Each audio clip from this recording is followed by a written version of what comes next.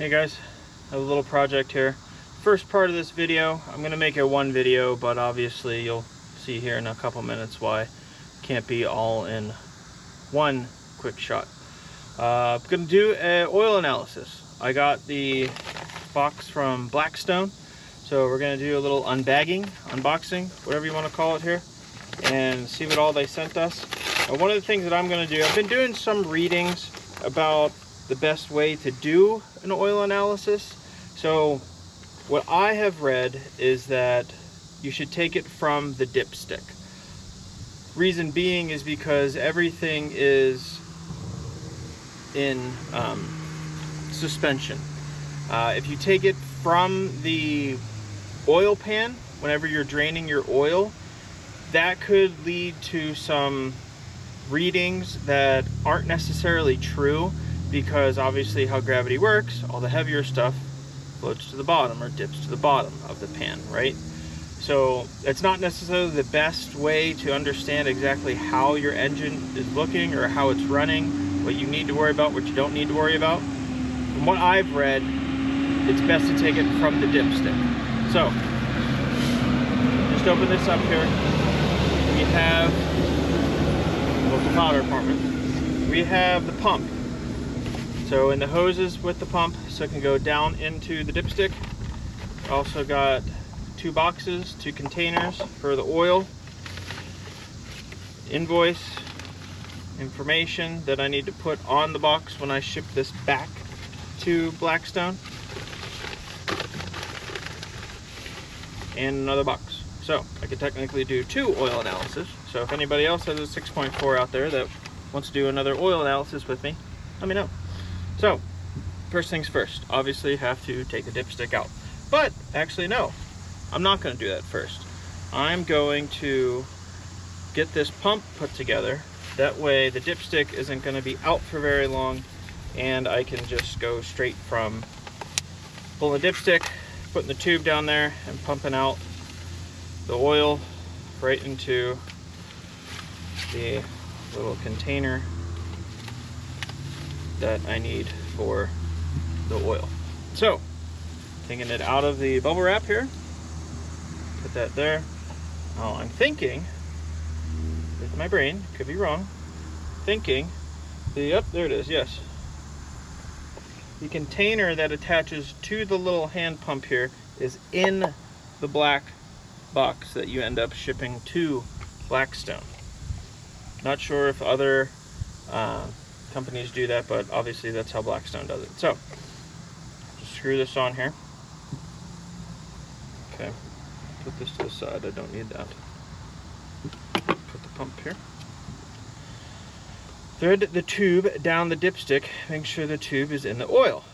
Turn the silver knob on the pump counterclockwise to open the tube hole.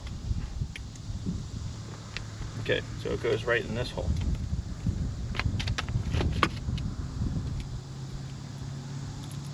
Now, as some of you may have watched my other videos, I'm not the best at remembering to bring box cutters, but as far as this tubing goes, it's probably best not to use a box cutter because you don't want to accidentally slice the tube.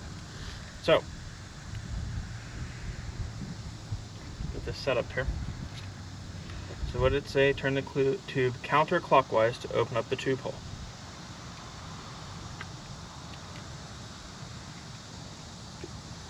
Okay. Now mine did come already, seems like pretty counterclockwise. So thread about 2 inches of tube through the opening, tighten the silver knob back down. I'm assuming because that creates the suction. Alright, so should be good at this point. Now let's go ahead and pull the dipstick. Let's see how we're looking here. Ran my truck about an hour ago, so everything should have fallen back down into the oil pan. Everything's looking good right here. So about the max. Smells like oil. What do you know? Okay. I'm just gonna lay that right here, right in front of me, so that you guys can see where it is. The end is wrapped in the napkin there.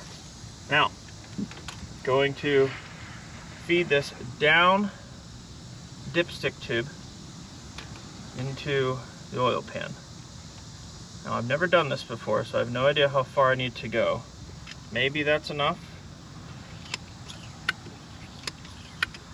Let's see how long this takes to get some oil out of here.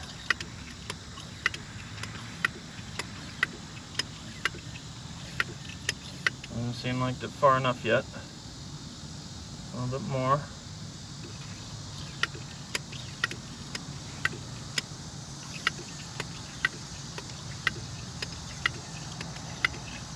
Sorry for the wait. I'm a newbie.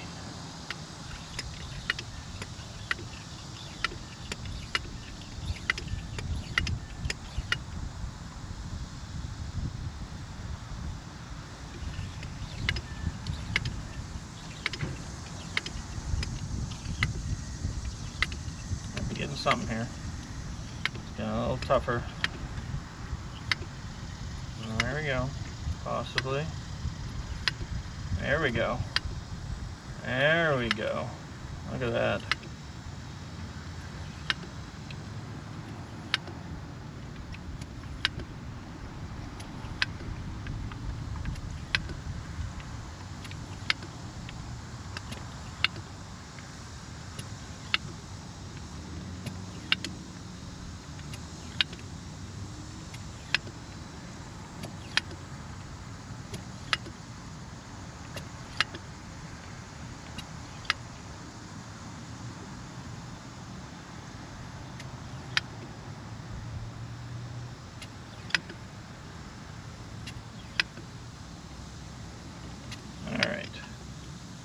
That looks pretty good to me. Maybe a little bit more.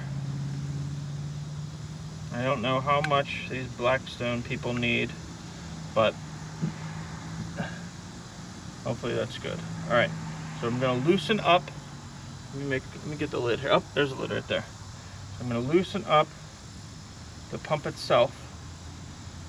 Try to let all the oil that's still in the tube here run back down into the engine.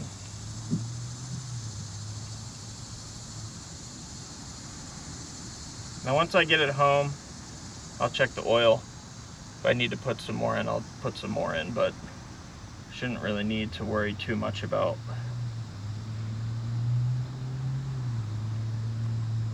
adding more oil. But anyway, all right, so I'm gonna let that drain a little bit. See if I can get it to stay up. Most of the oil is out of that part of the tube at this point. Next time I use it, I'll clean it up. But, so just remove top part. Oh, but you know, there's oil in there. So, obviously, put the lid on, put it tight. I've seen some people, they've wrapped it in Scotch tape or packing tape just to make sure that it stays closed. I might do that when I get home. But and then once you get all your oil, fill out this information. So it says unit ID. Got to put the date down, put the mileage down that I have on the oil, on the engine. If I added any oil, I did not. Adds oil type. Right now I'm using T4 Shell. And then it asks for the engine make, model, the vehicle year, make and model, and type of fuel. So, let's see here, what else is on the back? Billing information. You can also pay this online, which is what I did. You order it online, you can pay for your sample. And then it also lets you put any comments or questions that you need to ask them. I just paid for oil analysis. If I wanted to, I could have them I could send them my oil filter as well. But I'm not going to do that right now. So very interested, very excited to see how this works or how this looks when it comes back. So catch you here in a second. All right guys, welcome back. So got the oil analysis back. For those of you that didn't watch the whole thing, did oil analysis on my 6.4 Powerstroke here, 2008. If we're going to be picky, my truck was built in May of 2007. At least that's when the VIN number was created. So anybody that knows more about that, maybe you can tell me whether or not it was actually built in 2007 or if it was just when the VIN was created. So I got oil analysis for Blackstone, and I got oil analysis from SPEEDiagnostix. Actually, that's the company that Lake Speed owns. He does YouTube videos as well. But I have to say, right off the bat, I'm partial to one than the other. I think that SPEEDiagnostix, they give a actual explanation on here about what various metals are that are used in the manufacturing of the engines. So for example, they do a little bit of an explanation for iron. Typically indicates cylinder bore and or valve train wear.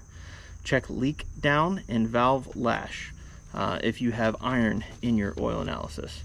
Another metal that they do is aluminum. What they test for is aluminum. Description, recommended action, if you have excess amount of aluminum in your oil analysis. It says typically indicates piston wear and even cylinder bore wear in an aluminum bore engine. High tin and aluminum levels together can indicate bimetal aluminum bearing wear. So really nice analysis that they gave us, or gave me, or anybody that does get their oil analyzed by SPEEDiagnostix. But one thing that I will say is the explanation that they gave, this is all that they have right here. So it's not the most informative. So the information that they gave for my truck is all results are within normal ranges. And the wear rate per 1,000 miles is below 5 parts per million, which is good. No signs of abnormal wear or contamination. Resample at 6,000 to 7,000 miles to monitor and establish the trend analysis. So, a little bit of information there, but I have to say, Blackstone analysis was a lot better, in my opinion. So, this is the Blackstone analysis. Same indication, goes over various amounts of different metals, different wears, where the average universal averages are for my engine, and it also gives a little bit more of a breakdown as far as what water percentage is in the engine, antifreeze percentage, fuel percentage, etc. So one of the things that it says here is you want us to tell you everything we can about your engine, which is what I asked, because I did in the little comment section when you send your oil analysis in, it does ask, you know, any comments or questions that you have. And so I told them, hey, I want to know as much as I can about the engine. So it says, you want us to tell you everything we can about your engine, but the results speak for themselves. On the far right are universal averages, and those averages, so typical wear or this type of, for this type of Powerstroke diesel, after about 5,500 miles on the oil. This oil has been in use for 3,300 miles so far. It says, and metals are well below average levels, which is great for a 18-year-old truck.